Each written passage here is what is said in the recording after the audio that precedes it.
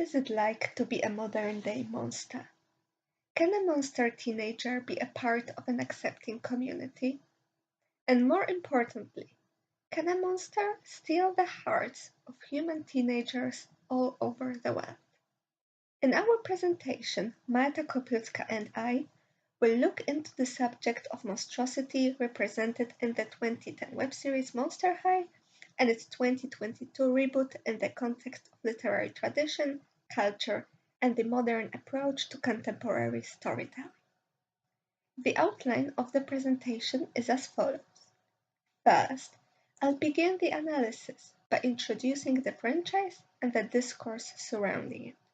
Next, I'll discuss how Monster High tackles the subject of literary monsters in the convention of high school student experience. Following this part, Marta will provide an introduction to the subject of intersection between monstrosity and cultural images. Then she'll explore the representation of monsters associated with various cultures and how their design and behavior has been updated in the 2022 reboot. The presentation will conclude with the summary of our findings presented by Marta. First introduced by Hasbro in 2010, Monster High is a franchise that took the world of online media by storm in the early 2010s. Centered around the daily lives of a group of students attending the titular school, the web series and various doll lines explore the subject of monster design as well as the perception of monstrosity in modern temporal reality. Although the series has faced criticism due to promoting unhealthy body standards and hyperfemininity, it nonetheless became a cultural staple. What makes Monster High stand out from its contemporaries is the way it approaches otherness. Khan notices that the monsters are not considered monstrous, as the monstrousness is the norm. This aspect of the franchise is regarded as one of its key strengths. Praised for its relatable approach to youth and high school experience, Monster High has left its mark on the market. In the article, Thanks and Fishness for the Win, Goth Barbie is monstrously successful, Need a Alibi emphasized the success of the franchise against its biggest competitor, the Barbie dolls, as After Barbie, it's the best-selling doll in the world. In the article Goth Barbie, next bestseller to the original, Gabrielle Levi notes the quick rise of the Monster High dolls in the market, as in just 3 years the Goth Barbies have become, well, a monster hit. Finally, in Sorry Barbie, But Ghouls Really Do Rule, Wendy Brown speaks about the aspects of diversity that is commonly associated with Monster High. What really does please me about Monster High is its diversity. Not only can I find characters of varied color, but of varied cultures as well. This diversity can be found in the fact that the students of Monster High are children of creatures known from horror media, mythology, and cultural images of the other. Due to the immense popularity of the concept, the franchise has been extended to spin-offs, literary adaptations, and merchandise such as doll lines and fashion collaborations. The presentation focuses on the representation of horror and tradition in the web series released in 2010. Although the core Monster High characters comprise of Frankenstein, Cleo the Nile, Draculaura, Laguna Blue, Claudine Wolf, Gulia Yelps, and Deuce Gorgon, the following analysis will be devoted to a selection of characters based on the strength of their connection to a particular culture or piece of media. The analysis, therefore, excludes characters of unknown or uncertain ancestry, such as Laguna Blue. Frankenstein. In the world of the franchise, Frankie is the modern-day depiction of the creature from Mary Shelley's Frankenstein. While the creature is a representation of anger and revenge in the face of abuse, Frankie's character is meant to embody the physical traits of her predecessor rather than his personality and goals. This approach is commonly used in the franchise to depict the traditional monsters as less threatening. Such portrayals effectively pacify the monsters. Due to her age of just 15 days at the beginning of the series, Frankie is curious and enthusiastic about the world and interpersonal relationships. She is cheerful and positive, often supporting her friends and giving them the motivation not to give up on their dreams, even when they have to face obstacles. Due to her naivety and endless optimism, she is often portrayed as a comic relief. In contrast to Shelley's creature, Frankie has two loving parents who want her to socialize and be happy, thus eliminating the angle of abuse and parental abandonment. As a Franken monster, Frankie possesses the power to affect and produce electricity that is often used by Frankie in various situations, such as powering a movie projector. Frankie can also control her lips separately from her body, as they often detach themselves from her body due to being stitched. In the reboot, Frankie retains the curiosity and friendly nature. By opting to use the pronouns they, them to refer to Frankie, the reboot emphasizes the plurality of their origins and helps introduce the concept of gender diversity to the younger audience. Similarly, the integration of a metal prosthetic leg helps normalize the subject of disability by showing it in a casual and positive manner. Draculaura. Named after Bram Stoker's titular character of Dracula, Draculaura is a teenage vampire providing a commentary on modern approaches to vampirism. In the novel by Stoker, Count Dracula is a monster that preys on humans by taunting, attacking them, and drinking their blood, thus representing the primal evil and the corruption that follows. Despite her Gothic sensibilities, the character of Draculaura leans away from the original form of vampirism.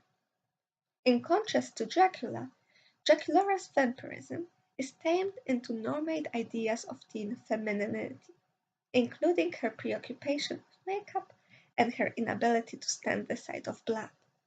One of the only characters without a surname, Draculaura is the adopted daughter of Dracula, whose moniker becomes a part of her name. Originally born as Laura, she was raised by a human mother Camille and Dracula. When she became fatally ill, she was turned into a vampire by Dracula and later began attending Monster High. Presented as extremely feminine with a liking for cheerful pink to offset the Gothic elements. She is a friendly vampire who takes interest in social interactions, fashion, and traveling. Draculaura is prone to experience emotional moments, showcasing her sensitive nature that contrast the commonly cold and calculated personalities of traditional vampires. Through her friendship with Claudine Wolfe and relationship with Claude Wolfe, Monster High explores the dynamic between vampires and werewolves popular in vampire media. Her diet is constantly referred as vegetarian, reflecting the cultural shift towards vegetarian vampires popularized by Stephenie Meyer's Twilight saga. In the reboot, Draculaura's storyline undergoes major changes as she is now an excellent student living a double life. While she is expected to follow her father's legacy as a vampire leader, Draculaura secretly studies the forbidden art of witchcraft. This departure from the appearance-oriented anxieties from the web series for the sake of academic pressure showcases the direction undertaken by the reboot as it aims to reflect the current youth culture and their struggles. Jackson Jekyll and Holt Hyde. While Jackson and Holt share a body, in this study they are referred to separately as both of them undergo character development. The characters are based on Strange Case of Dr. Jekyll and Mr. Hyde by Robert Louis Stevenson, which depicts the story of Dr. Henry Jekyll and his violent alter ego Edward Hyde. The novella explores the subjects of choice and responsibility for one's actions. In Monster High, the dynamic between the two alter egos is changed for the sake of the narrative. The two boys are not distinguished by violence. Rather, the difference is shown through their opposing personalities. This difference is symbolized by the circumstances in which they appear. Jackson appears in quiet environment, while Holt takes over whenever music is present. The two boys reflect the dynamic of a nerd and a socialite. Due to his quiet disposition, Jackson is often bullied by many, meanwhile Holt is a popular student, known for his energy and DJ skills. The image of Jackson corresponds to a common perception of nerds as the other and the outsiders. The concept of the outsider is one which strongly intertwines with the idea of the nerd in popular culture.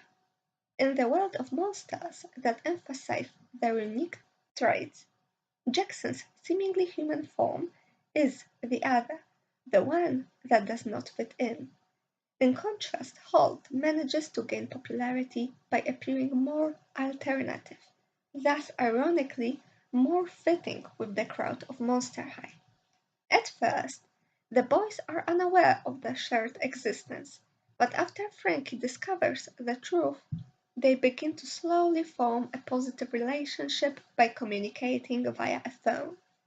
Together, they show how Monster High connects Gothic literature with modern image of high school and the challenges it presents for humans and ghouls alike. While Jackson and Holt are yet to appear in the reboot, the role of the stereotypical nerd has been repurposed in the creation of Generation 3 Manny, who now instead of being a sport-oriented bully is a studious young monster preoccupied with his education. There are various changes that Monster order to adapt traditional literary monsters into modern expectations and sensibilities. A key characteristic represented by all three examples is the abandonment of the darker themes present in the original stories. The web series and the reboot both play with the concept of monstrosity by depicting the children of famous literary characters. This approach offers a plausible separation from the literary canon and an opportunity for new interpretations to be created. Frankie has the curiosity of the creature without his sense of loneliness. Jackie Laura is a vegetarian vampire who doesn't drink blood, and Jackson and Holt are able to reach a state of coexistence. This change of the original characteristics allows the story to explore the idea of a new generation of monsters who are relatable teenagers with the responsibilities and anxieties of a regular student while also paying an homage to the literary canon that came beforehand. Now I will give the voice to Marta, who will discuss the subject of culture and compare its adaptation in the first and the third generations of Monster High. Thank you. So, in order to understand the dynamics at play in Monster High between Western mass popular culture and the original significance of a spiritually meaningful monstrous being, we first need to examine Cohen's poignant statement: the monstrous body is pure culture. According to Cohen, the monstrous body is pure culture because it exceeds or recedes from being human, always in a culturally intelligible way for that community. To put it more simply, the body becomes monstrous when it infringes on the cultural categorization of a human being, recognizable to a specific community. Expanding on that point, Nichols in her article titled Monster Mash specifically states that, quote, without exception, classical Aboriginal monsters are inextricably connected to specific locations, territorial bases, or country as it is known in Aboriginal English. It determines, quote, not only the form a monster takes, but also its modus operandi, including its choice of prey and its unique way of killing or transforming its victims. While describing the Pankalangu and Wendigo, Nichols points out that their, quote, monstrosity is closely associated with the extreme climatic conditions, namely extreme cold or extreme heat, in which they live in, while referring to the monster's cannibalistic tendencies. Moreover, Nichols emphasizes the concurrent state in which the previously mentioned monsters exist, one as commodified popular figure of the entertainment industry adapted by the dominant culture, which Nichols calls, quote, becoming a stock monster, and the other as remaining an integral part of the natural order of things and of everyday life for the local culture where they persist as, quote, a viable component of the religious beliefs. In addition, Capper considers this dynamic through the lens of conflicting ideologies, theorizing that, quote, anthropocentrism prevalent in Western culture may have obscured our understanding of non-human natural beings as religiously relevant and influential, or as embodying sacredness. In this latter analysis, I will strive to exemplify and explain the shift from culturally and often spiritually charged creatures into their translation within the dominant Western thought. I will try to make Nichols' observation my driving question for further analysis, meaning, what happens to monsters when they are subjected to mass popular cultural desacralization? To engage with this divide between monsters that sprang from Western mass popular culture and those more rooted in the culture of origin, or those that are closer to the intended vision, I will strive to contrast the first and third generations of Monster High. Our first monster in question is the Yeti. As Childress explains, Yetis are usually described as standing at least 2 meters tall with brown or reddish-brown hair, although some Yetis are described as being shorter or having black or even white hair. A huge sloping head sits atop massive shoulders and a barrel chest. The creature does not have much of a neck, witnesses have said. As you can see, Childress acknowledges and represents a vast spanning belief that Yetis are a real species of giants. Yetis, Sasquatches, as well as Bigfoot are constantly appropriated by the Western media, making them victims of acculturation and mass huntings by poachers who try to take their picture or forcefully prove their existence. Moreover, Yeti's name comes from a misunderstanding of its meaning in the Tibetan language, which originally meant something along the lines of human-like bear of snow. Unfortunately, the mistranslation, this being was dubbed the Abominable Snowman, and it has stuck in the popular imagination of the West. Capper elucidates further that Yetis in the Tibetan spirituality are not bear, but rather a unique species that appears in the Buddhist temple adornments, religious tanka, painted scrolls, and various stories.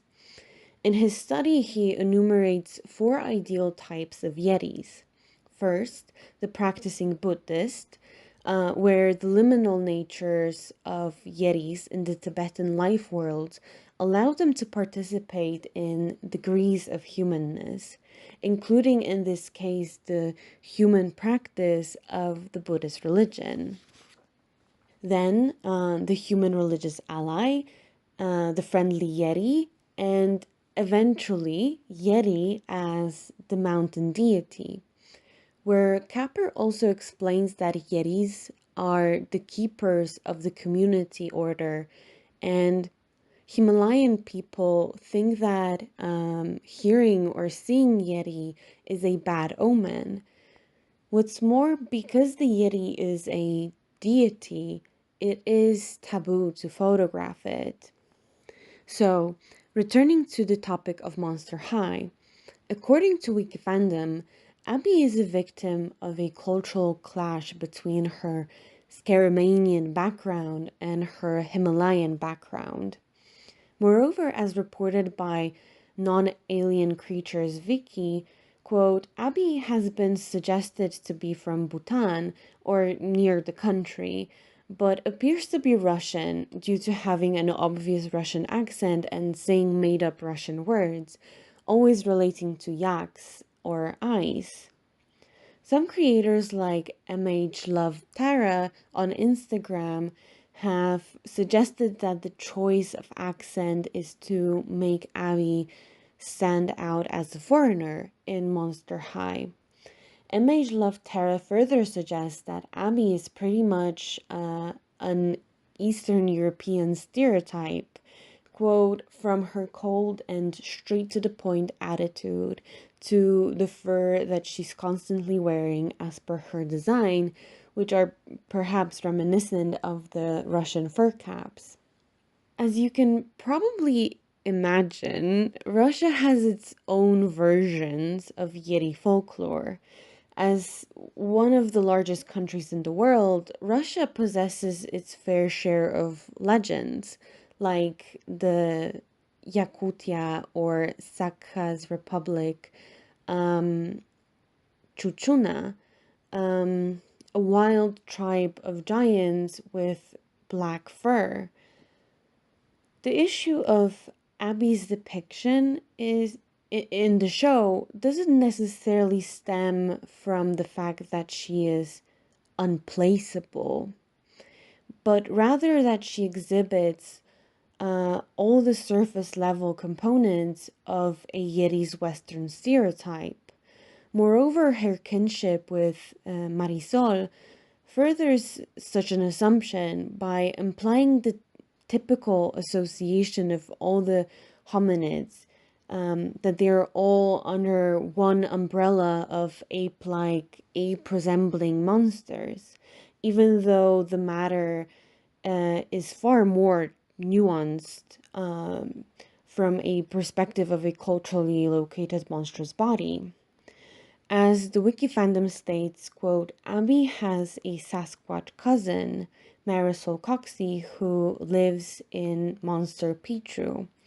Marisol and Abby Abominable are second cousins. A bit further on the page, we can read, quote, they are most likely cousins because they are both hominids, which relates to the specific synthesis of the giant ape-like monsters present in Western mass popular imagination, disregarding cultural significance of those particular beings and their actual places of origin. Therefore, Abby in Gen 1 is not a very culturally specific monstrous body. Even though she is originally from the Himalaya mountains, the attempts to foreignize her to the Western American audiences have confused many viewers. To some, Abby is still a stereotypical Eastern European woman from the jokes, as opposed to a sacred deity. Conversely, Abby in Gen 3 has been changed considerably, and the importance of Yetis has changed too. They are much more rooted in their place of origin, Nepal, which is one of the locations that shares the Yeti mythology. Therefore, she is a Nepali Yeti and a student at Monster High. She grew up in isolation on Mount Everest, where her mother, Tundra, wanted to protect her. A bit too fiercely, perhaps. Occasionally, Abby has to practice snow yoga to calm herself. Moreover, in the reboot, she is voiced by an Indian actress, which is maybe not perfect, but definitely a push in the right direction when it comes to cultural representation. Abby exhibits the environmental consciousness of today, but it is also a part of Yeti's job in the series to be the protectors of magic. In episode 21, titled Career Day, Heath is ready to learn more about screamhouse gases, about which Tundra Abominable wrote an article on. They are helping to restore polar ice caps, quote, because screamhouse gases make the glaciers melt. Um, Thus, as you can see, the shift from Gen 1 source text to Gen 3 reboot has not only consisted of specifying the mythological basis for the character's design, but also rooting it in religious folklore, presenting Abby in accordance with Capper's four ideal types of Yetis. Next, we have possibly one of the most extreme changes in the show. Because the character in question was not only rewritten, but also completely swapped. Firstly, we must look into the spiritual beliefs that became a basis for E.C. Dawn Dancer, a character in Gen 1 who is based on Native American oral traditions of a deer woman. As reported by Van Dyke, Carolyn Dunn and Carolyn Comfort referred to the traditional deer woman spirit as, quote, the spirit we are warned about as children, the spirit that bewitches those who are susceptible to her sexual favors, and who can be enticed away from family and clan into misuse of sexual energy. Correspondingly, in an article on We Are Native webpage, Lewis states, the way I was told is that the deer woman is a supernatural being who caught the eye of mischievous men. Then she would make them disappear. So sometimes you might see her dancing at a stump dance or at a powwow, and she would wander off with some man who was up to no good, and that man would never be seen again. Now, how did Monster High adapt this spirit? When we look again to the wiki fandom, EC is described as a, quote, deer spirit from Buhexico, who lived there all her life until a vision notified her of Monster High and urged her to study there. In particular, she brought her love for her traditional dancing, sharing it with the fear leaders. So, she's an exchange student at Monster High. And if we read a little bit further, Wikifandom states, quote, she wears a red long-sleeved shirt with Aztec designs and long black pants with the same designs. She has teal-ruffled shoes and her feet are also hooves with heels in the back of the feet, which are also hooves. Isi's characterization is truly confusing. She is a deer spirit, which is definitely a part of a few Native American spiritualities, especially since her legs have hooves and fur, like in many other depictions, for example, tradition of a Cherokee Nation. She wears a dream catcher in her hair, an extremely appropriated and commodified by Western white culture aspect of Ojibwa spiritual beliefs, initially meant to catch bad entities before they have a chance to enter the sleeper's dreams.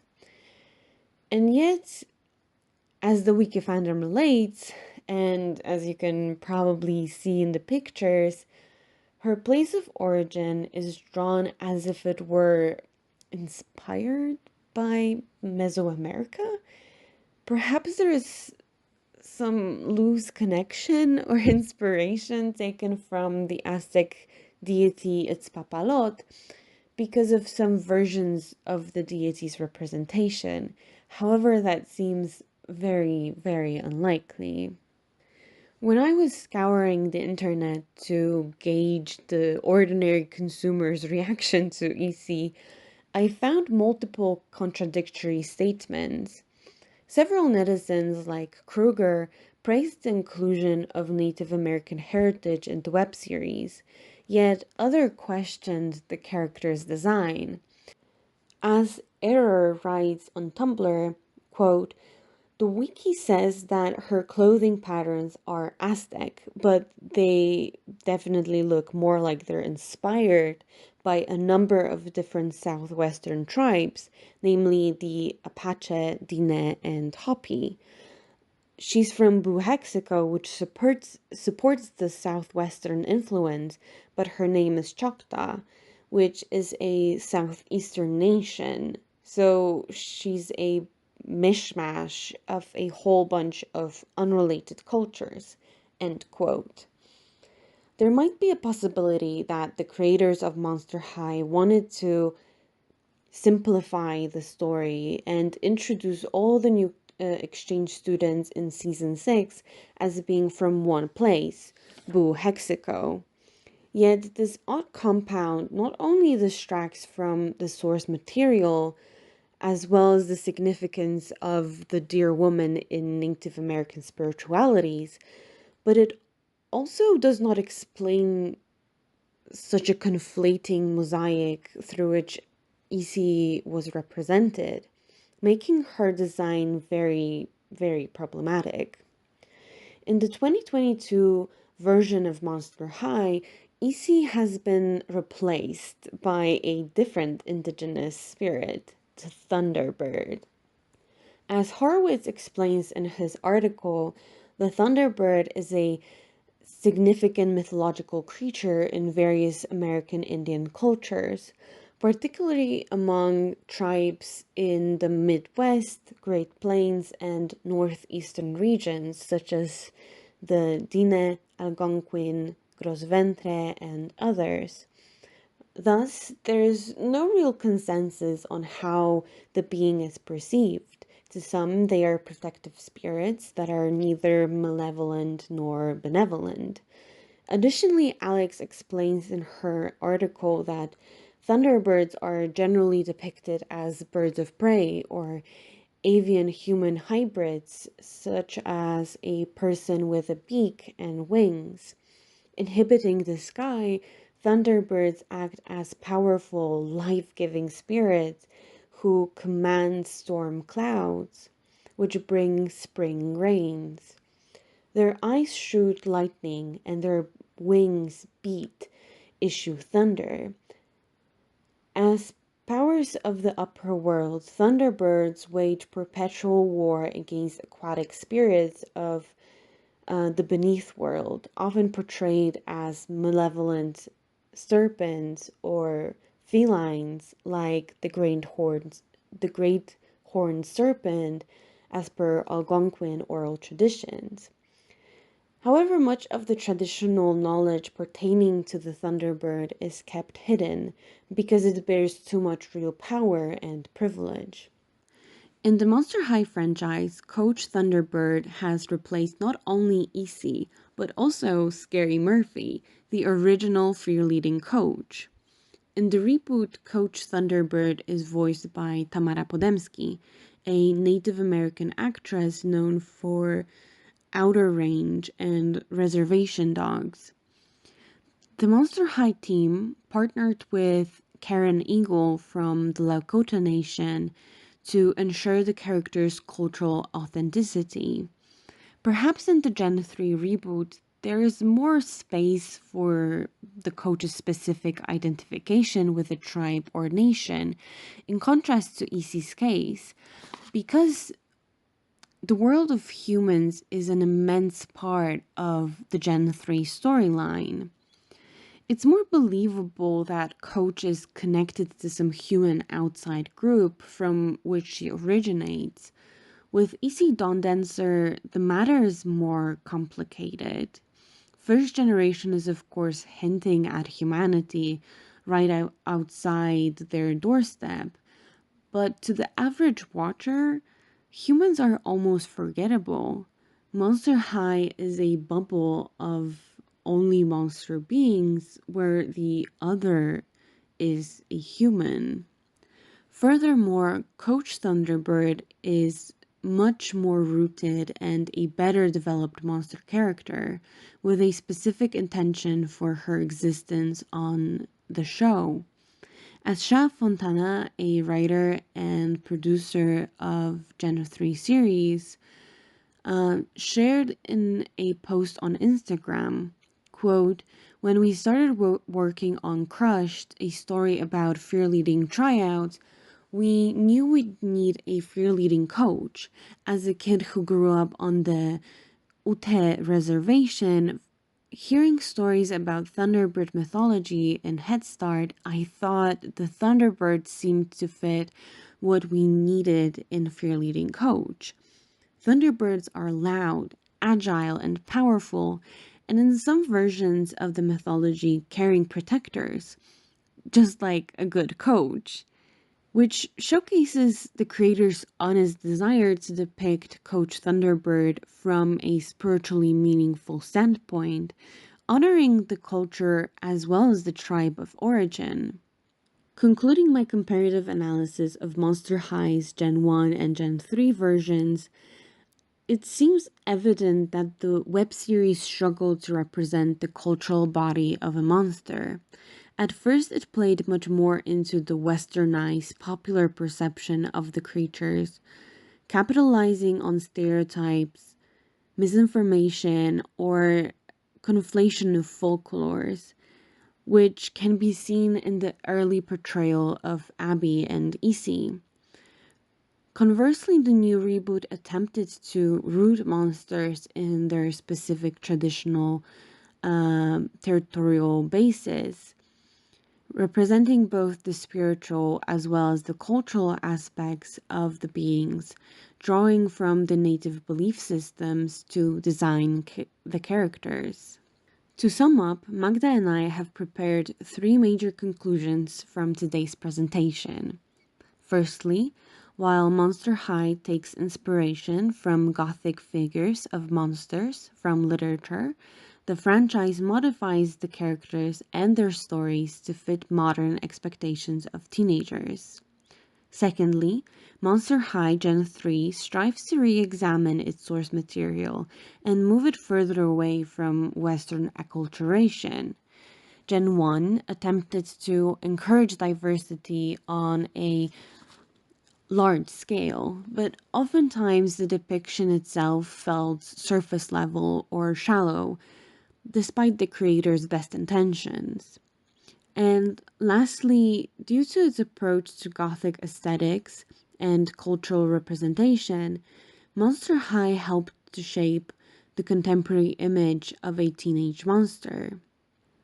Here we have our biography of literary monsters, cultural monsters, and sources of our images. We would like to thank you so much for listening and staying with us to the very end of this presentation. Again, thank you.